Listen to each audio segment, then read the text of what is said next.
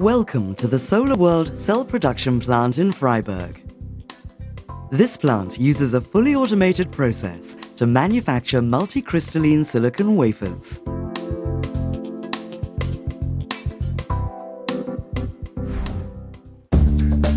Our silicon wafers are inspected and cleaned before they enter the cell manufacturing area. Under clean room conditions, the wafers pass through additional cleaning baths, where every last bit of silicon sawdust or kerf that accumulated during the wire saw process is removed. These baths also contain a variety of chemicals that etch the surfaces of the wafers, a step that experts refer to as texturing. Zooming in on the wafer by a factor of 10,000, one can see how the surface structure changes. Countless dimple-like recesses become visible that give the future solar cells a larger surface area while minimizing unwanted light reflections. As a result, the cells can absorb more sunlight and generate more electric energy. Before this point is reached, however, our wafers must pass through a number of processing steps, the most important of which is probably a phosphorus diffusion step.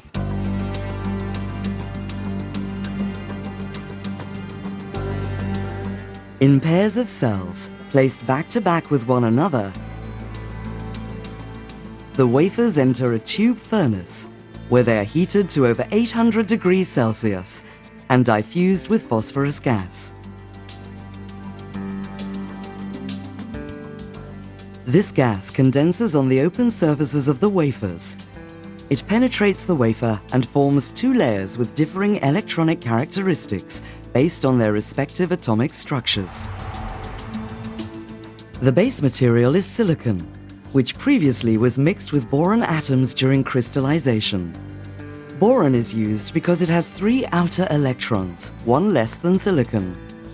A positively charged hole is thus created in the atomic bond. Diffused phosphorus atoms are slightly different. They have 5 outer electrons, which means one more negatively charged electron than silicon. The result? 2 different charge carriers, negative electrons and positive holes, that strive to achieve an equipotential bond according to the principle of opposites attract.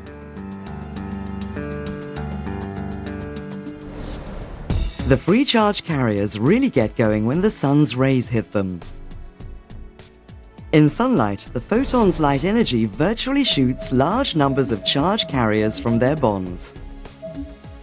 This effect generates an electric field between a positively charged layer and a negatively charged layer. The charge carriers try to escape from this field, thereby causing the difference in potential to increase even further. If contacts are applied, the charge carriers will take the path of least resistance, which in turn generates a flow of electrons or electrical current, illustrating the photovoltaic principle. It takes approximately an hour to convert positively doped wafers into conductive wafers. The result is an electric component that transforms light into electricity. However, before you can actually take advantage of this effect, further production steps are necessary. Once again, the cells are cleaned and etched under the scrupulous supervision of our staff. The 0.2 mm thin cells are then placed in an acid bath, where only their bottom and edges are exposed to the acid. The effect, the positive side, the bottom, is electrically isolated from the negative side, the top. The solar cells then enter a plasma chamber, where they are given their typical color. The blue surface reduces optical loss by preventing unwanted reflections. As a result, more light can enter the cells, and more power can come out of the cells. However, to actually conduct electrical power from the cells, metal contacts are needed. Screen printing machines are used to apply a contact area with solder strips onto the backside and thin contact fingers onto the front side. High-performance furnaces then burn the contacts into the silicon. The solar cell is now permanently bonded with its current collectors. A conductive solar cell has been generated from a silicon wafer. Sensors check the cells once again for possible fractures, cracks, or other imperfections. Other measuring processes check the cells for their performance and other electrical properties. The best-known parameter in this regard is efficiency. Efficiency refers to how much electrical power a cell can generate when it is exposed to 1000 watts of artificial sunlight. Depending on the test results, classifiers sort the cells into 32 possible quality grades.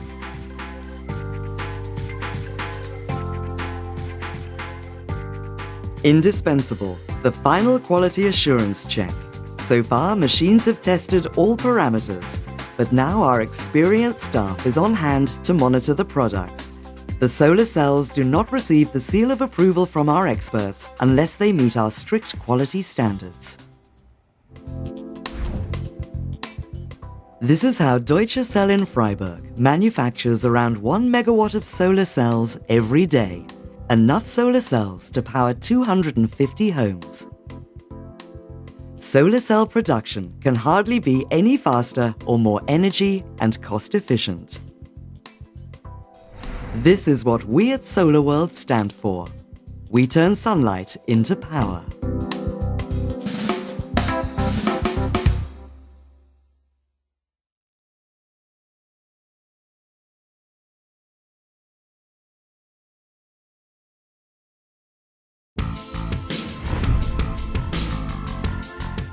At its Freiburg plant, SolarWorld produces multicrystalline silicon wafers for the photovoltaic industry in accordance with the highest quality standards.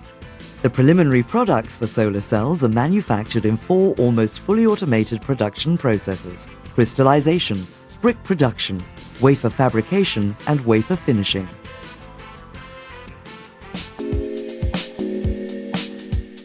Ultra-pure silicon is used as the base material in the manufacture of multicrystalline wafers. The feedstock is placed into a mold made of fused quartz. With a load of up to 600 kilograms of silicon, the mold starts out on its way toward melting furnaces. The fully automated process maintains the highest purity standards and conditions. With crystallization furnace temperatures reaching more than 1,400 degrees Celsius, the silicon melts within 20 hours. After 3 days, we have produced a multicrystalline silicon ingot measuring 84 by 84 centimeters. The efficiency of the subsequent solar cells depends entirely on the quality of both the melt and the crystal structure. Upon removal from the mold, the silicon ingot is transported from the crystallization center to the ingot store. While continuing to cool, it remains in an intermediate buffer zone, awaiting further processing.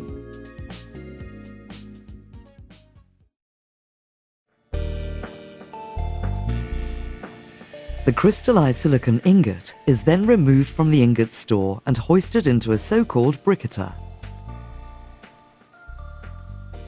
This high-tech machine divides the ingot into 25 equal-sized square bricks in a cutting process which, owing to silicon's special material structure, poses a unique challenge to the tools involved in this process.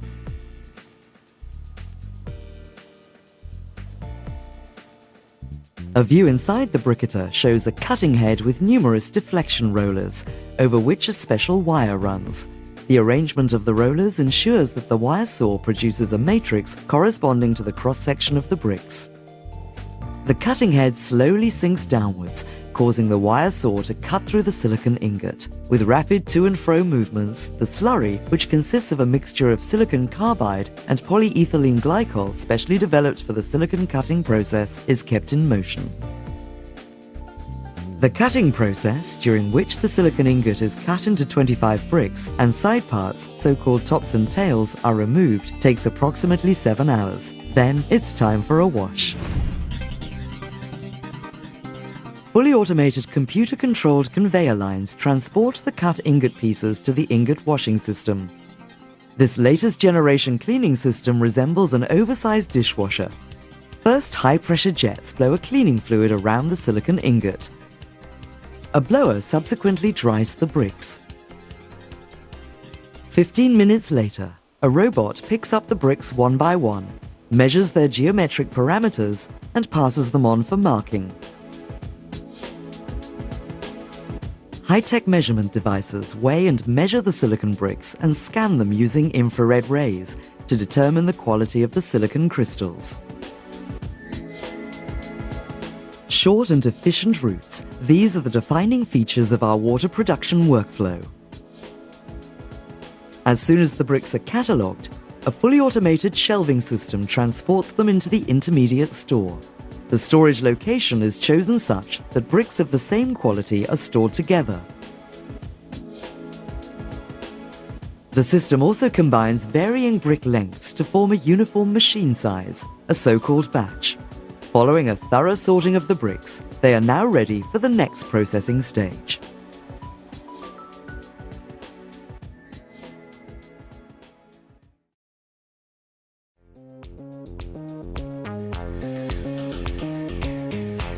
Via the fully automatic shelving system, the pre-sorted silicon bricks are then transferred to the wafer fabrication stage. The bricks are bonded to both a glass plate and a carrier panel, a technology that has been developed and continually improved by SolarWorld's experts. In the wire saw section, which comes right after the bonding center, another wire saw process is used to cut the bricks into thin discs, the so-called wafers. The high-tech saw is equipped with two large track rollers. In contrast to the bricketer, a special wire of roughly 700 kilometers length runs across it at high speed, creating a rotating wire field through which the silicon bricks are pushed. The wire transports slurry. Its fine particles slice the silicon brick into wafers that are approximately just 0.2 of a millimeter thick.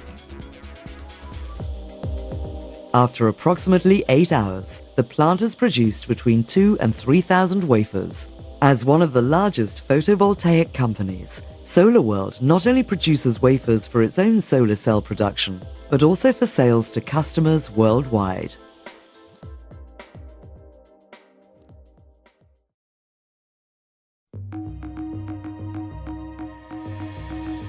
The fourth and last production stage in the manufacture of multicrystalline silicon wafers begins in a large cleaning plant. The sliced bricks, which are bonded to carrier panels, are pre-cleaned in baths to remove all slurry and saw residue. The plant then automatically transfers the bricks to an adhesive removal basin, where the bricks are separated from the carrier panel, resulting in approximately 0.2 mm thin silicon wafers. Next, the wafers are isolated and run through further cleaning lines, various surfactant and water baths, and the subsequent drying process ensure optimum surface cleaning. All wafers are then measured by fully automated sensors and cameras and graded according to their thickness and surface quality. As base elements in solar cell production, multicrystalline wafers are subject to very thorough final inspections. Aside from automatic testing procedures, the trained eyes of our staff also help ensure the high-quality standard of our products. Finally, once they correspond to all our strict quality requirements, the wafers qualify for the SolarWorld logo. Securely packed, our wafers are then shipped all around the world. Again, automated processes guarantee maximum punctuality and flexibility. In as little as 8 days, ultra-pure silicon has been transformed into multicrystalline wafers for the photovoltaic industry, applying fast, energy-efficient and cost-effective processes around the clock. Each day, wafers with a total capacity of around 1.5 megawatts leave the factory, enough to cover the electricity requirement of 1,600 people and take another big step along the way towards worldwide, independent, environmentally friendly and secure energy supplies. This is what we at SolarWorld stand for. We turn sunlight into electricity.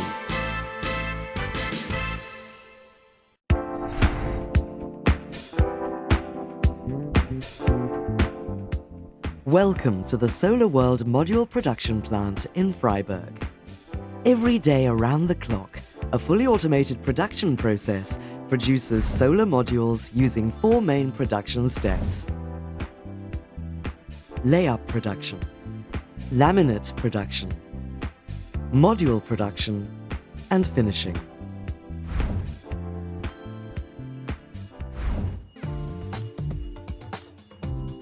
A main component of our solar modules is glass. Each day, 4 trucks deliver 100 tons of the 1.60 times 1 meter large and 4 millimeter thick plates. This safety glass is similar to that used in car windshields and is treated with an anti-reflective coating. The glass plates are fed into the production process automatically. A large washing machine cleans and dries the glass before it is processed. The purity of the glass is an important factor for the efficiency of our solar modules. In the second step, the glass is covered with a so-called EVA film. Later, this film tightly seals the cells, permanently attaching them to the glass.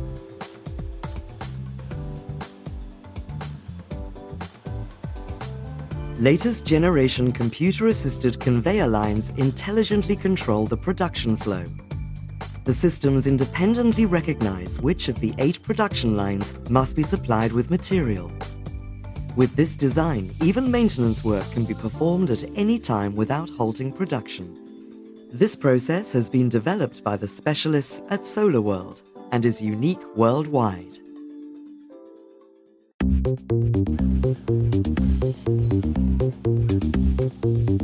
After they have been checked and sorted according to capacity, our solar cells arrive in the module factory securely packaged in special carriers.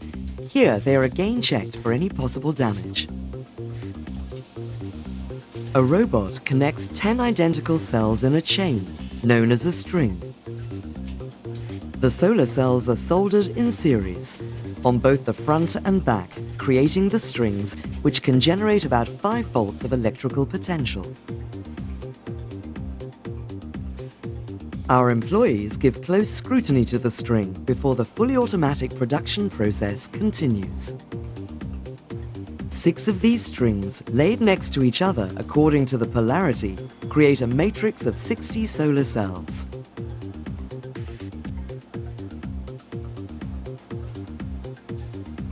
The cell strings are then soldered together in series, so that the module delivers a total power of 245 watts DC.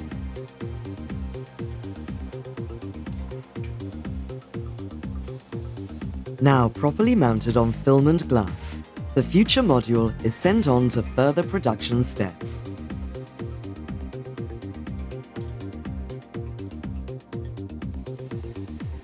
It's given a second transparent EVA film and a very robust rear film that resists the system voltage of photovoltaic systems of up to 1000 volts without any problems. The complete package, experts call it a layup, is subjected to additional testing procedures. The electroluminescence measurement, for example, reveals possible hidden cell breakage. The trained eye of our module specialists also helps guarantee consistently high product quality.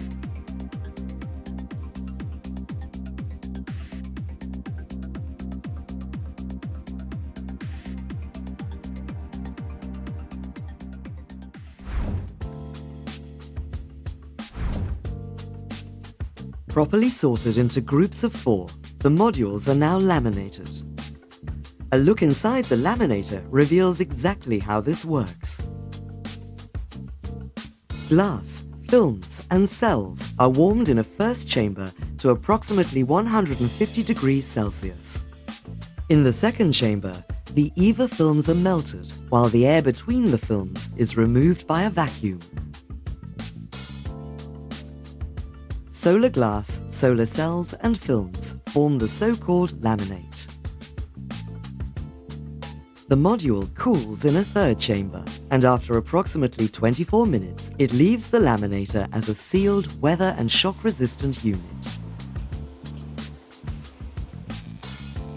In the following production step, our solar modules receive their patented flat connection sockets. This is a seamless process. With welded joints rather than soldered joints, it ensures maximum adhesion even under the highest loads.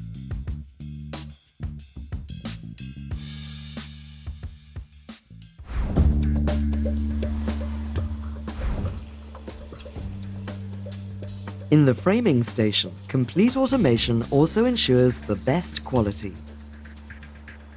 The frame elements are given the correctly fitting corners and are filled with a two-component silicone. Presses then squeeze the frame parts onto the laminate and slot them together with the corner pieces, forming a stable whole. The module must once again prove itself in the flasher. It passes fully automatically through a second electroluminescence test, as well as the insulation and high voltage tests. Power rating is determined, and the module is classified under worldwide uniform standard test conditions. In the final production stage, the connection sockets of our solar modules are filled with silicone, which provides protection for the contacts against corrosion and mechanical load. When everything is correct, the connection socket is sealed and the cables are attached. The rear label gives individual information on the type, power rating and production site.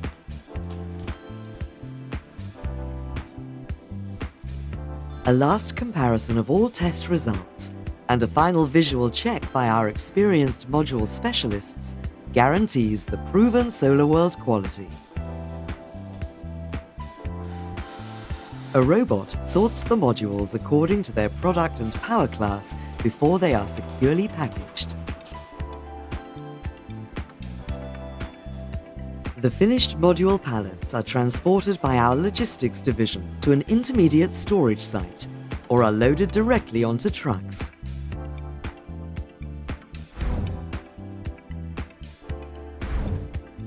Up to 6,000 solar modules leave our plant in this way every day. This amount would cover 1.5 soccer fields and can supply 350 houses with electricity. The production of solar modules can hardly be faster and more energy and cost efficient. And we are thinking further still. Today, our module plant already produces a large part of its own power. This is what we stand for at SolarWorld. We turn sunlight into power.